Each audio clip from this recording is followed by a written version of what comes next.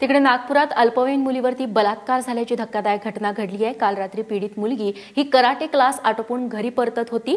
यावेळी इमामवाडा परिसरामध्ये टीबी वॉर्डच्या पडक्या क्वार्टरमध्ये अज्ञाताने तिच्यावरती अत्याचार केले। पीडित मुलीने हा सगळा प्रकार घरी आल्यानंतर सांगितला।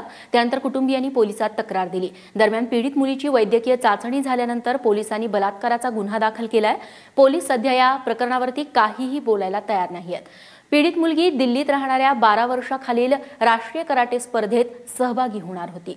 नागपुरात 12 वर्षाच्या अल्पवयीन मुलीसोबत बलात्काराची घटना घडलेली आहे। काल रात्री इमामवाडा पोलीस स्टेशनच्या हद्दीत टीबी वार्ड परिसरामध्ये ही घटना घडलेली आहे।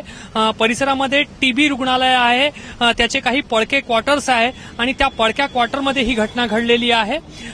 आतापर्यंत जी माहिती मिळाली आहे त्याप्रमाणे पीडित मुलगी जी आहे ती 12 वर्षाची आहे आणि शाळा झाल्यानंतर ती संध्याकाळी कराटे क्लाससाठी जाते आणि त्या क्लासवरून ती आपल्या घराकडे परत येत होती, तेव्हाच ही घटना घडलेली आहे। मात्र याच्यामध्ये किती आरोपी होते आणि घटनेचा तपशील काय आहे याबद्दल नागपूर पोलीस सध्या काहीही बोलायला तयार नाहीये।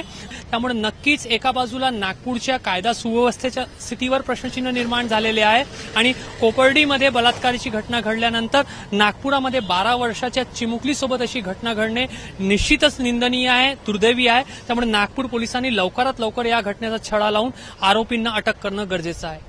कॅमेरामॅन सुरेश डोनाळकरसह रजत वशिष्ठ, एबीपी माझा, नागपूर।